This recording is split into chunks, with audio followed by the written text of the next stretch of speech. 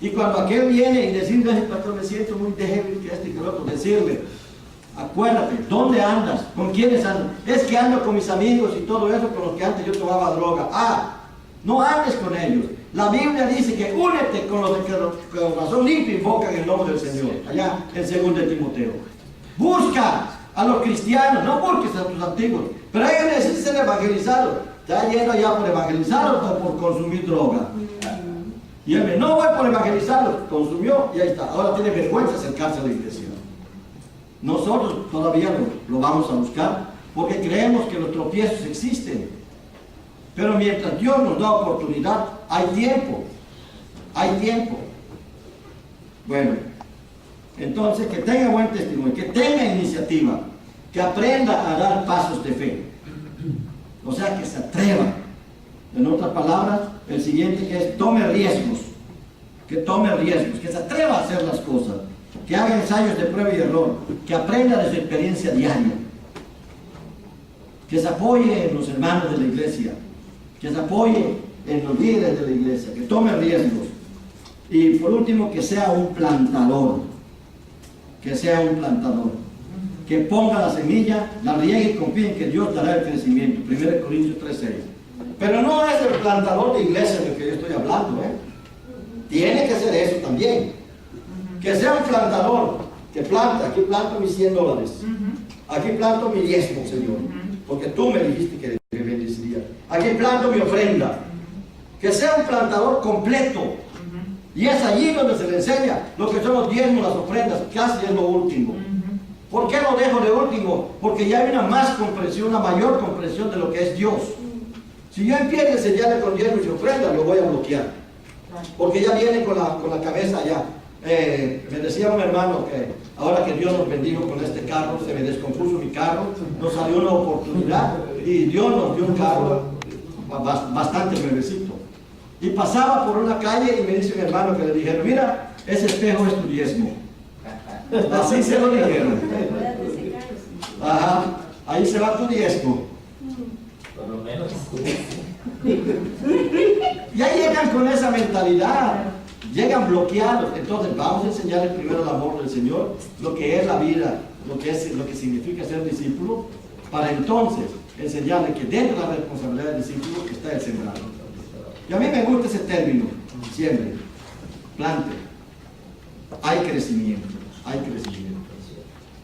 Y lo digo yo, que con las bendiciones que he recibido aquí del Señor, tengo a 3 muchachos en el colegio.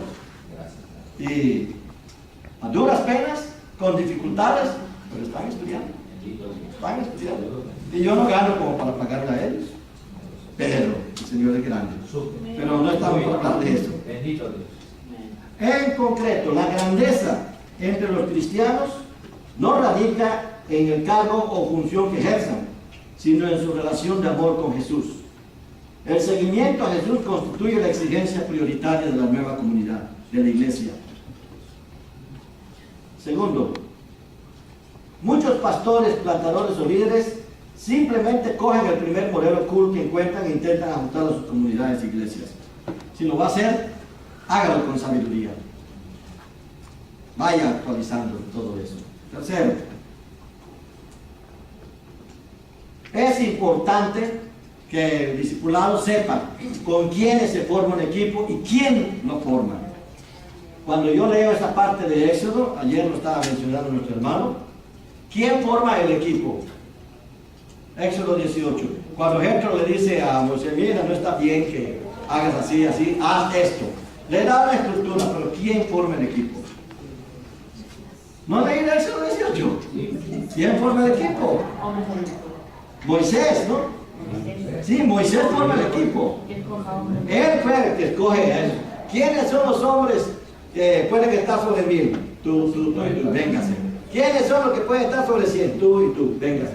Sobre 10, sobre 50, sobre 1. Bueno, yo ya lo aumenté, pero ¿quién lo escoge? Moisés. Esto me dice a mí que quien escoge a los líderes de la iglesia es el líder de la iglesia.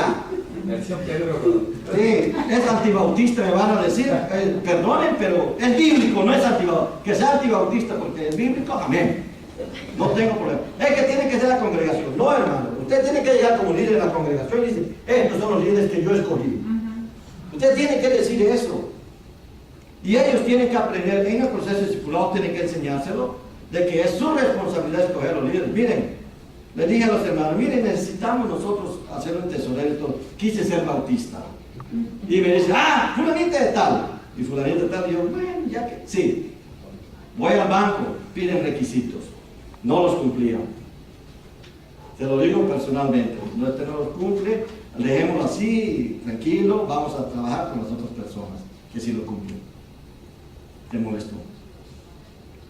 Y luego me decía, antes de que yo le dijera eso, me decía, no, yo como no puedo estar en las reuniones, cuando haya que firmar un cheque, pastor, haga el cheque, me lo lleva y yo lo firmo. Yo dije, bueno, está bien, vamos a ver cómo va esto. No es así. Muchas veces la gente de la iglesia se equivoca al escoger líderes, porque escogen al más popular, o al más tonto, que no puede decir no, no sabe decir no. Sí, eso pasa, es lo que yo he visto. Pero a usted le dio la visión Dios, y si Dios le da la visión, también le va a dar sus recursos humanos, y usted los va a ver, y va a reconocer en ellos que son el tipo de líderes que necesita. Entonces usted los nombra, usted los trae. Me quedan 5 minutos, ¿está bien? Bueno, de la misma, ¿con quiénes se forma el equipo? ¿Quién lo forma, etcétera? De la misma manera en que Dios no ha creado a dos personas exactamente iguales o parecidas, no hay dos congregaciones exactamente iguales o parecidas. Entonces, es muy importante, mis amados hermanos, seguir un proceso para establecer un curso de discipulado en la iglesia. En nuestra iglesia lo hemos hecho. No son muchos los que han querido seguir el proceso completo. Pero tengo paciencia. A su debido momento lo van a estar siguiendo. Pocos han terminado el que hemos hecho y no han continuado con el otro. Poco a poco estoy dándole tiempo que maduren. Muchos de ellos son nuevos, otros son viejos y mañosos. Sí, lo primero que dicen, es que me lo enseñaron, yo ya lo sé. Es lo primero que me dicen. Bueno, sabiondo, lo siento, porque si quieres estar aquí tienes que estudiar. Y así es como vamos. Ahora estamos utilizando estos procesos de discipulado en los grupos pequeños. Hay gente que la que se reúne, primero se le enseña la cuestión espiritual y después vamos a todo lo que tenemos con el proceso de discipulado, qué es la iglesia, qué es el liderazgo, cómo se nombran los líderes, qué es el diezmo, qué son las ofrendas, cuál es el organigrama, etcétera, todo lo que tenemos ahí. Ahí tengo una muestra aquí para que ustedes puedan revisar de que hemos llevado adelante lo que está allá, no lo hemos completado, pero esta es la visión que Dios nos ha dado de cómo podemos hacer un proceso de discipulado integral. En 2 años crecimos y creemos que podemos crecer y tenemos ahorita 3 campos donde posiblemente tengamos que plantar iglesia. ¿Qué me hace falta? Recursos humanos, pero sigo esperando que Dios me diga quién. Hermanos, si tienen algunas preguntas, así rapidito. Primer aplauso.